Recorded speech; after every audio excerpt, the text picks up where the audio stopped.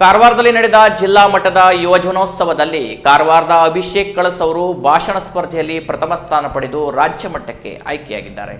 ಮೈ ಭಾರತ್ ನೆಹರು ಯುವ ಕೇಂದ್ರ ಕಾರವಾರ, ಉತ್ತರ ಕನ್ನಡ ಜಿಲ್ಲಾ ಆಡಳಿತ, ಜಿಲ್ಲಾ ಪಂಚಾಯತ್, ಜಿಲ್ಲಾ ಯುವ ಸಬಲೀಕರಣ ಮತ್ತು ಕ್ರೀಡಾ ಇಲಾಖೆ ಮತ್ತು ಸರ್ಕಾರಿ ಕಲಾ ಮತ್ತು ವಿಜ್ಞಾನ ಕಾಲೇಜು ಕಾರವಾರ ಇವರ ಸಹಯೋಗದಲ್ಲಿ ಇತ್ತೀಚೆಗೆ ಏರ್ಪಡಿಸಿದ್ದ 2024-25ನೇ ಸಾಲಿನ ಜಿಲ್ಲಾ ಮಟ್ಟದ ಯುವ ಜನೋತ್ಸವದಲ್ಲಿ ಕಾರವಾರ ನಗರದ ಕಳಸವಾಡದ ನಿವಾಸಿ ಅಭಿಷೇಕ್ ಗೋವಿಂದರಾಯ ಕಳಸ ಅವರು ಭಾಷಣ ಸ್ಪರ್ಧೆಯಲ್ಲಿ ಪ್ರಥಮ ಸ್ಥಾನವನ್ನು ಪಡೆದು ಜನವರಿ 5 ಮತ್ತು 6ರಂದು ದಾವಣಗೆರೆಯಲ್ಲಿ ನಡೆಯಲಿರುವ ರಾಜ್ಯ ಮಟ್ಟದ ಯುವ ಜನೋತ್ಸವಕ್ಕೆ ಸತತ 6ನೇ ಬಾರಿಗೆ ಆಯ್ಕೆಯಾಗಿದ್ದಾರೆ. ಅಭಿಷೇಕ್ ಕಳಸ ಶಾಲಾ ಕಾಲೇಜು ಹಂತದಲ್ಲಿಯೇ ವಿವಿಧ ಭಾಷಣ ಸ್ಪರ್ಧೆ ಹಾಗೂ ವಿಚಾರ ಸಂಕಿರಣ ಕಾರ್ಯಕ್ರಮದಲ್ಲಿ ಭಾಗವಹಿಸಿ ಅನೇಕ ರಾಜ್ಯ ಹಾಗೂ ರಾಷ್ಟ್ರ ಮಟ್ಟದ ಪ್ರಶಸ್ತಿಯನ್ನ ಪಡೆದುಕೊಂಡಿದ್ದಾರೆ. ವೃತ್ತಿಯಲ್ಲಿ ಶಿಕ್ಷಕರಾಗಿ ಪಠ್ಯೇತರ ಚಟುವಟಿಕೆಗಳಲ್ಲಿ ಹೆಚ್ಚಾಗಿ ಗಮನ ಕೊಟ್ಟು ಅನೇಕ ಕಾರ್ಯಕ್ರಮಗಳಲ್ಲಿ ತಮ್ಮ ಕಲಾ ಪ್ರದರ್ಶನ ನೀಡಿರುವ ಹೆಗ್ಗಳಿಕೆ ಅವರದ್ದಾಗಿದೆ. ಅಲ್ಲದೆ ಕಾರವಾರದ ಅನೇಕ ಹಾಗೂ ವಿವಿಧ ಕಾರ್ಯಕ್ರಮಗಳಲ್ಲಿ ಅತ್ಯುತ್ತಮ ನಿರೂಪಕರಾಗಿ ಯುವ ರಂಗಭೂಮಿ ಕಲಾವಿದರಾಗಿ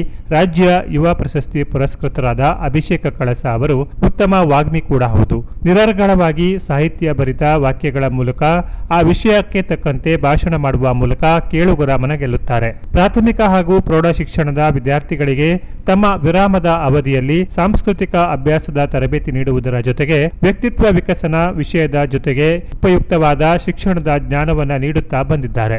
ಈ ಹಿಂದೆ ರಾಷ್ಟ್ರ ಮಟ್ಟದ ಯುವ ಜನೋತ್ಸವಕ್ಕೂ ಅವರು ಆಯ್ಕೆಯಾಗುವ ಮೂಲಕ ಸಾಧನೆ ಮಾಡಿದ್ರು. ಸತತವಾಗಿ 6ನೇ ಬಾರಿಗೆ ರಾಜ್ಯ ಮಟ್ಟದ ಭಾಷಣ ಸ್ಪರ್ಧೆಗೆ ಆಯ್ಕೆಯಾಗುವ ಮೂಲಕ ತಮ್ಮ ವಾಕ್ ಚಾತುರ್ಯವನ್ನ ತೋರ್ಪಡಿಸಿದ ಅಭಿಷೇಕ್ ಅವರು ಈ ಬಾರಿ ರಾಷ್ಟ್ರ ಮಟ್ಟಕ್ಕೂ ಆಯ್ಕೆಯಾಗಲಿ ಎಂಬುದು ಅವರ ಹಿತೈಷಿಗಳು ಸ್ನೇಹಿತರ ಶುಭ ಹಾರೈಕೆಯಾಗಿದೆ.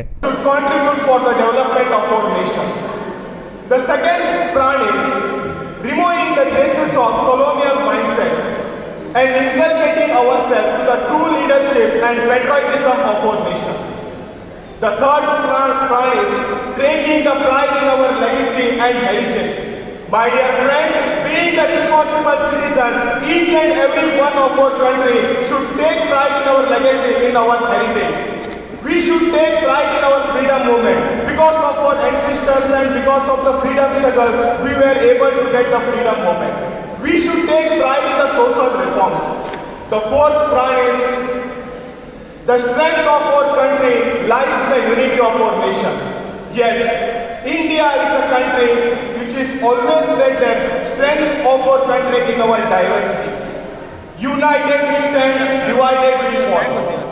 During our freedom movement, as we were not united, Britishers have ruled us for nearly 2000 years. Canara plus news Karwar.